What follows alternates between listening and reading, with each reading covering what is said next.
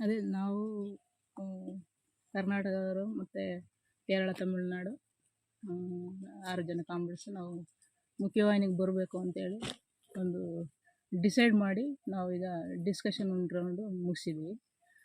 ಅದೇ ರೀತಿಲಿ ನಾವು ಫಸ್ಟ್ ಡಿಸ್ಕಷನ್ ನಮಗೆ ಪಾಸಿಟಿವ್ ಆಗಿರುವಂಥ ನಾವು ಇಟ್ಟಿರುವಂಥ ಡಿಸ್ಕಷನ್ನ ನಾವು ಒಂದು ಹಂತದಲ್ಲಿ ಡಿಸ್ಕಷನ್ ನಡೆದಿದೆ. ಇವಾಗ 2ನೇ ರೌಂಡು ನಮಗೆ ಡಿಸ್ಕಷನ್ನು ನಡೀತಾ ಇದೆ.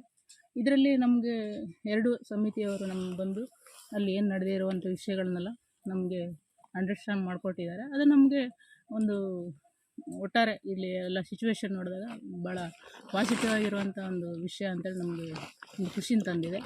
ಅದನ್ನು ನಾವು ಎಲ್ಲರೂ ಕೂಡ ನಾವು ನಮ್ಮ ಎಲ್ಲ ಕಾಮ್ರೇಡ್ಸ್ ಕೂಡ ಅದನ್ನು ನಾವು ಸ್ವಾಗತಿಸ್ತೀವಿ. ಮತ್ತು ನಾವು ಅದನ್ನು ಮುಂದೆ ನಾವು ಜನರ ಮುಂದೆ ಕೂಡ ನಾವು ಅದನ್ನು ಮುಂದೆ ತಗೊಂಡು ಹೋಗೋಕ್ಕೆ ಬಯಸ್ತೀವಿ. ನಾವು ಇಟ್ಟಿರುವಂಥ ಡಿಮ್ಯಾಂಡ್ಗಳನ್ನು ಸರ್ಕಾರ ಕೂಡ ಈಡೇರಿಸುತ್ತೆ ಅನ್ನುವಂಥ ನಮಗೆ ಭರವಸೆಯೊಂದಿಗೆ ನಾವು ಸರ್ಕಾರ ಮತ್ತು ಇಲ್ಲಿರುವಂಥ ಏನು ಎಲ್ಲ ಶ್ರಮ ಹಾಕಿದವರು ಎಲ್ಲರೂ ಮತ್ತು ಕಮಿಟಿಗಳ ಎಲ್ಲ ಮೆಂಬರ್ಸು ಕೂಡ 2 ಸಮಿತಿಯ ಮೆಂಬರ್ಸು ಕೂಡ ಏನು ಇವಾಗ ಎಲ್ಲ ರೀತಿಯ ಶ್ರಮಗಳನ್ನು ಹಾಕಿ ನಮ್ಮನ್ನು ಒಂದು ಮುಖ್ಯವಾಹಿನಿಗೆ ತಗೊಂಬಂದು ನಾವು ಅಲ್ಲಿ ಏನು ಪ್ರಜಾತಾಂತ್ರಿಕವಾಗಿ ಮತ್ತು ಸಂವಿಧಾನಾತ್ಮಕವಾಗಿ ಏನು ಹೋರಾಟ ಮಾಡಬೇಕು ಅಂತೇಳಿ ಏನು ಬಯಸ್ತಿದ್ದಾರೋ ಕಮಿಟಿಯವರು, ಅದೇ ರೀತಿಲಿ ನಾವು ಜನರ ಪರವಾಗಿ ನಾವು ಕೊನೆ ತನಕ ನಿಲ್ತೀವಿ. ಜನರಿಗಾಗಿ ಹೋರಾಟ ಮಾಡಲಿಕ್ಕೆ ಯಾವುದೇ ರೀತಿ ನಾವು ಹಿಂಜರಿಯಲ್ಲ.